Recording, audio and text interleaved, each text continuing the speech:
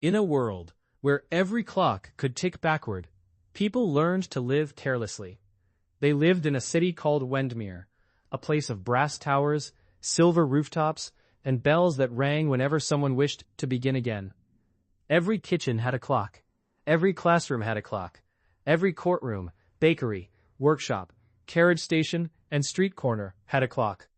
Some were made of gold. Some were made of oak. Some were no larger than a coin, and some were taller than houses. And every one of them, if wound the proper way, could tick backward. A rude word could be unsaid. A promise could be unbroken. A burnt loaf could become dough again. A missed train could return to the station. A wasted morning could be rolled neatly back into the dark, where no one had to admit they had spent it poorly. At first, this seemed like a gift. Then it became a habit. Why worry? Turn the clock back. Why fear a mistake when tomorrow can be yesterday again? So, the people of Wendmere stopped choosing carefully. They spoke sharply, because apologies were easy. They delayed important work, because hours could be reclaimed. They spent their attention like coins thrown into a fountain, believing they could always reach back into the water and gather them again. But beneath the city, where gears turned in hidden rooms and springs hummed behind stone walls, time was not as generous as people believed. There was one clock in Wendmere that refused to tick backward. It stood in the shop of Alden Vale, the oldest clockmaker in the city. His shop sat at the narrow end of Threadneedle Lane, where the windows were always fogged, from warm tea, candle smoke, and the breath of people asking for second chances. The clock was plain compared to the others. It had a round face, black hands, Roman numerals, and a wooden frame darkened by age. It did not glow, it did not sing, it had no jewels, no silver birds, no moon that moved across its face. It simply stood on a small pedestal beside the workbench. Tick, tick. Master Alden, why do you keep that old thing? Because it is the only clock in the shop that tells the truth. But it is broken. No, Mara, it is stubborn. There is a difference? Sometimes stubbornness is just honesty refusing to dress itself as comfort. Mara was Alden's apprentice. She was quick with tools, quicker with questions, and quickest of all to grow impatient. She could repair a pocket watch before breakfast and reset a tower bell before lunch. She understood springs, pendulums, levers, weights, keys, and chimes. But she did not understand the clock that never ticked backward. No matter how she wound it, it moved forward.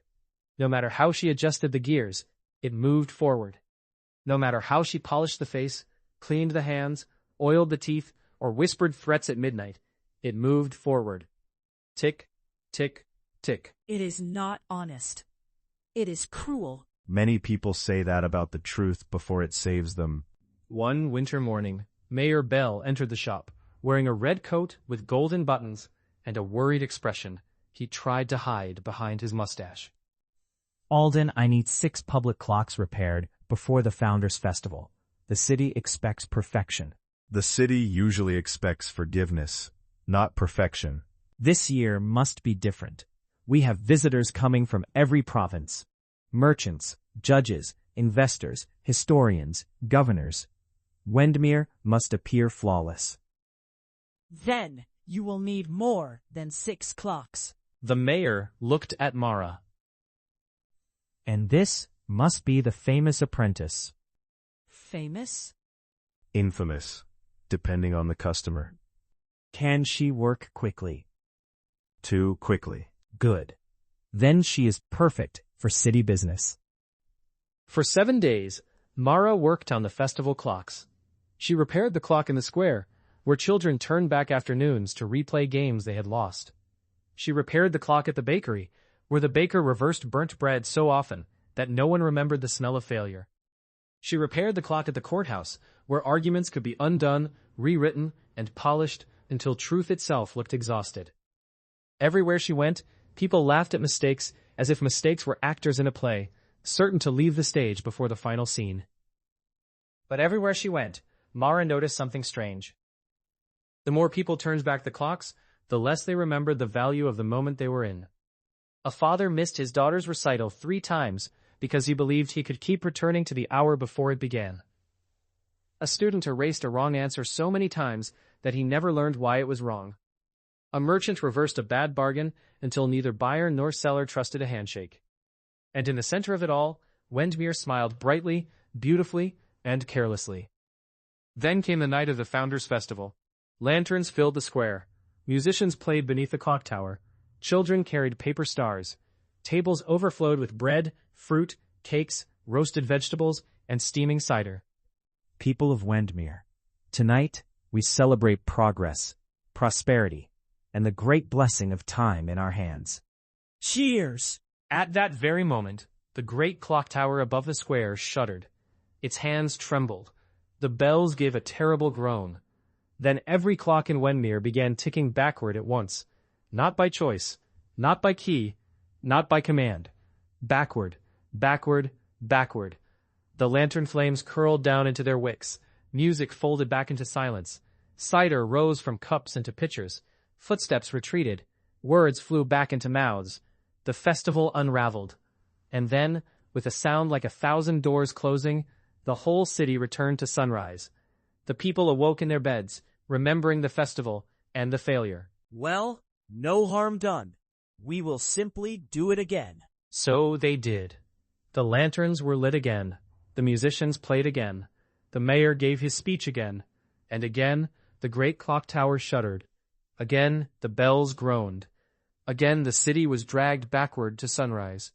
By the third time, the laughter was gone. By the fifth time, the food tasted stale. By the seventh time, the children stopped cheering. By the ninth time, the city understood that returning to the same day was not the same as saving it. Master Alden, why is this happening? Because the city has been borrowing from tomorrow to repair yesterday. That sounds impossible. Most foolish things do, until they become normal. In Alden's shop, only one clock remained unchanged. The plain clock on the pedestal. Tick, tick, tick. Forward. Mara stared at it with tired eyes. Why does it keep moving? Because it was never built to obey fear. Can it stop the loop? No. Then what good is it? It can remind us where the door is. Mara did not understand. Not yet.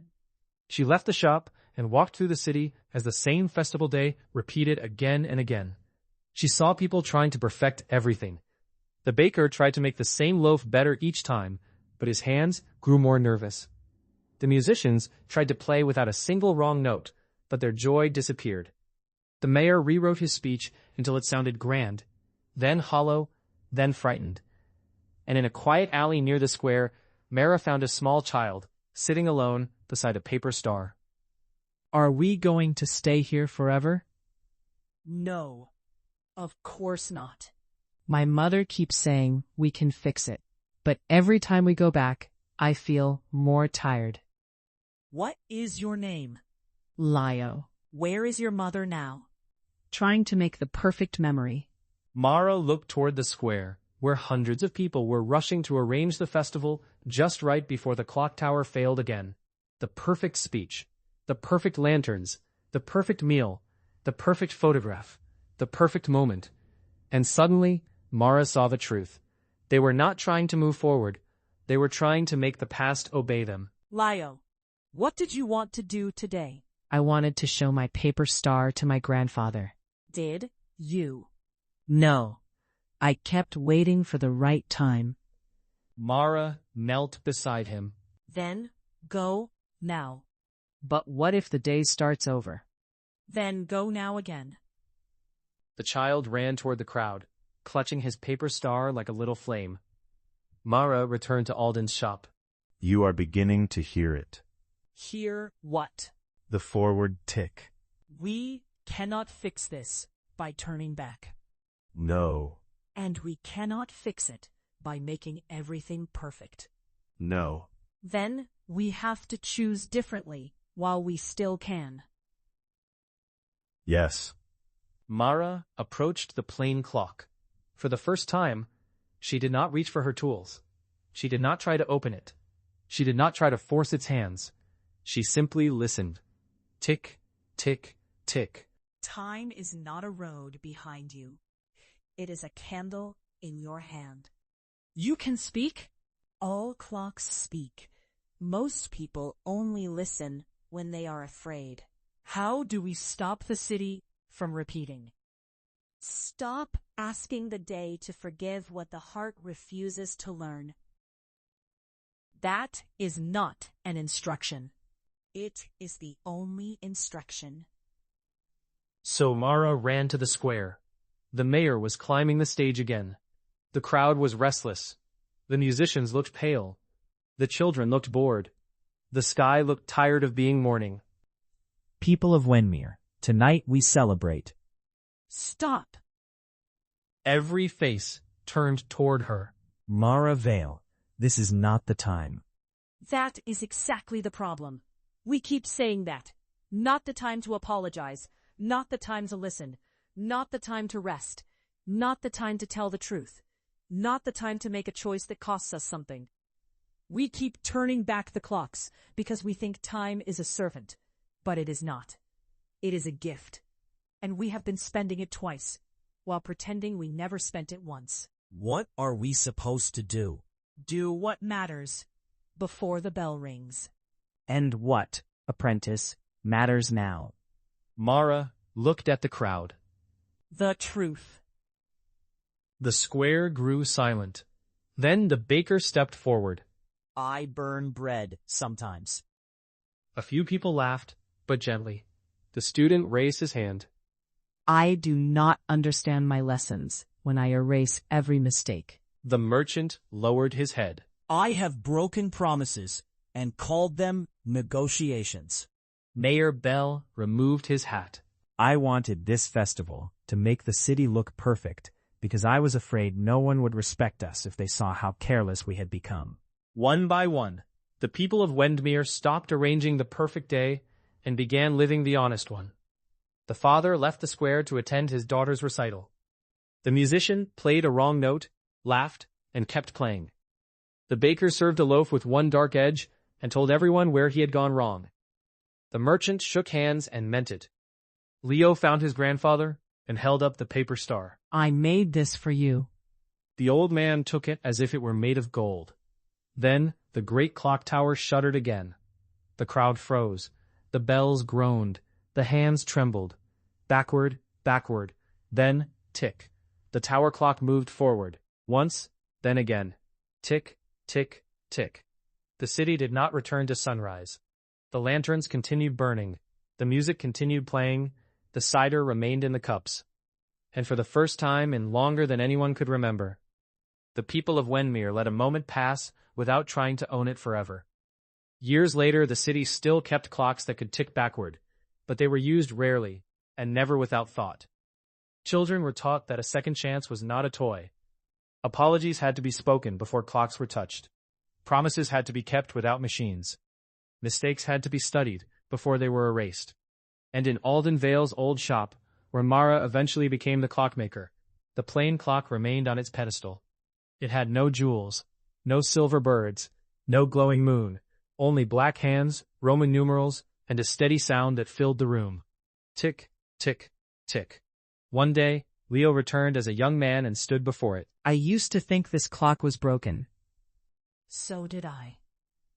What is it? A teacher. And what does it teach? Mara smiled, listening to the steady forward beat. That some things cannot be recovered. Time, trust, opportunity, attention, energy. These are limited resources.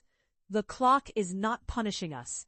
It is reminding us. Outside, the city bells rang. People hurried through the streets with bread under their arms, letters in their hands, work on their minds, and love waiting somewhere ahead of them. Some would choose well. Some would choose poorly. Some would speak too soon. Some would wait too long. But more often than before, they paused before acting. They listened before answering. They arrived while the moment was still alive.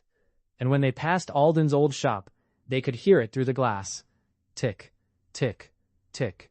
Not cruel, not broken, honest. Make better choices while the moment is still in front of you.